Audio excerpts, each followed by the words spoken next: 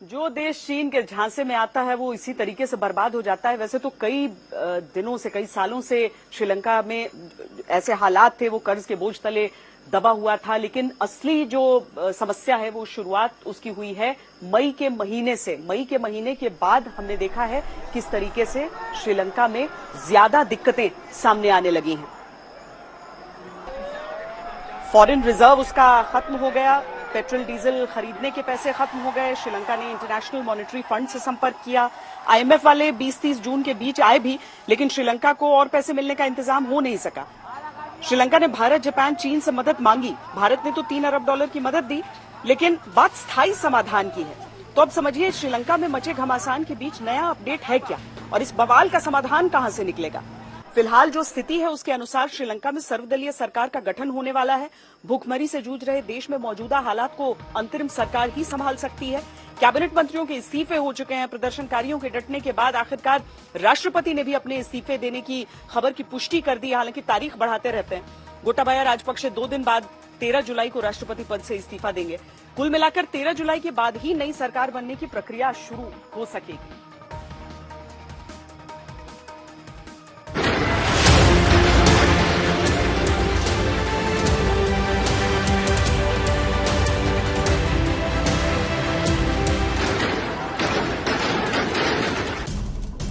श्रीलंका से श्री यानी लक्ष्मी छिन चुकी है और वो आर्थिक मोर्चे पर पूरी तरह ध्वस्त हो चुका है। लोग दाने दाने को मोहताज हैं। उनके पास सामान्य जीवन जीने लायक संसाधन नहीं। पूरी अर्थव्यवस्था को बूस्टर डोज देने वाले टूरिज्म सेक्टर को लकवा मार चुका है। हम जैसे इस तरह एक लग्जरी होटल के अंदर हैं। 94 कमरे हैं यहाँ पर, और श्रीलंका जो कि अपना इतना खूबसूरत है, पूरी दुनिया से यहाँ पर्यटन आता है, लेकिन इनमें से सिर्फ 7 कमरे ऑक्यूपाइड हैं। अभी देखिए यहाँ रिसेप्शन पे स्टाफ आपको इतना ही दिख रहा है। हमें बताया गया कि कई सारे स्टाफ, लगभग आधे जो स्टाफ हैं, उनको 15 दिन की छुट्टी पर भेजा गया, और ये हर महीने कर रहे हैं क्योंकि कॉस्ट कटिंग करनी पड़ रही है। जाहिर है इससे जो आम आदमी है, जो तबका है, उसकी कमाई पर, उसकी जिंदगी पर असर पड़ता है। ये एक तस्वीरें हैं, आपको अंदर होटल के अंदर लिए चलते हैं। बिजली कटौती के चलते आपको बता दें, कई बार जनरेटर पे चलाना पड़ता है। बिजली होगी नहीं तो लिफ्ट चलेगी नहीं। पूरा जो होटल और ये जो पर्यटन का कारोबार है, हॉस्पिटैलिटी का कारोबार है, ये सब ठप पड़ जाता है। लेकिन जो बड़े बड़े इंस्टीट्यूशन हैं, इनको मदद मिलती है, डीजल की सप्लाई हो जाती है ताकि जनरेटर चलें। अब हम ये रेस्टोरेंट में आए हैं, जो प्रतिष्ठित होटल्स हैं, रेस्टोरेंट हैं। ये देखिए, आपको यहाँ पर अगर कुछ दिख रहा होगा तो सन्नाटा, इक्का दुक्का स्टाफ दिख रहा है। आमतौर पर आप सब जानते हैं कि जब ऐसे बड़े होटल्स होते हैं तो सुबह नाश्ते के लिए भी आपको कम से कम बफेट मिल जाता है, लेकिन यहाँ ये जो सन्नाटा है, ये अपने आप में बहुत कुछ कह देता है। श्रीलंका की जो हालत है उसमें पर्यटन उद्योग के बारे में तो सोचा भी नहीं जा सकता। अगर राष्ट्रपति भवन जैसे हाई सिक्योरिटी जोन का ये हाल है, सुरक्षा बल इस तरह लाचार हैं, तो फिर पर्यटन तो सिर्फ एक सपना है।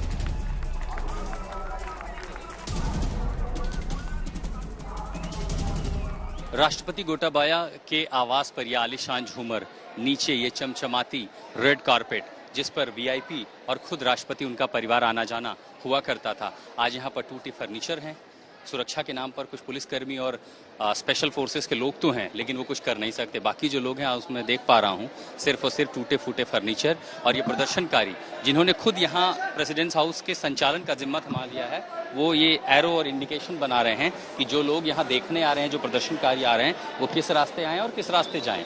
अब ये तरह समझिए कि एक तरह से राष्ट्रपति का घर म्यूजियम बन गया है। और इसी रेड कारपेट पर होते हुए हम आगे की ओर जब बढ़ रहे हैं तो तस्वीर पता चलती है श्रीलंका में लोकतंत्र की, कि आखिर कैसे जनता अपनी सरकार से इस कदर नाराज हो गई कि वो सड़कों पर है, राष्ट्रपति के घर में है।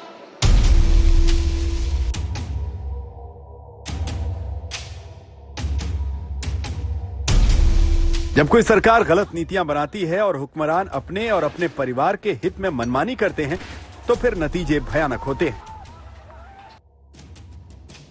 श्रीलंका में डीजल, पेट्रोल के साथ साथ फर्टिलाइजर का भी संकट है। श्रीलंका पर $51 बिलियन का कर्ज है। सरकार कर्ज का भुगतान करने में असमर्थ है। श्रीलंकाई मुद्रा में 80% तक गिरावट आ गई है। सामानों का आयात बेहद महंगा हो गया है। महंगाई आसमान छू रही है। तेल, रसोई गैस, दूध जैसे जरूरी सामान के आयात के लिए भी पैसे नहीं है। श्रीलंका ने विदेशी कर्ज लौटाना बंद कर दिया है और दुनिया का कोई भी देश या संगठन उसे कर्ज देने को तैयार नहीं। ऐसे में भारत ने मित्र और पड़ोसी देश होने के नाते श्रीलंका को मदद का भरोसा दिया है। Now they have to negotiate with the IMF. Those discussions are going on. So we have to see what happens.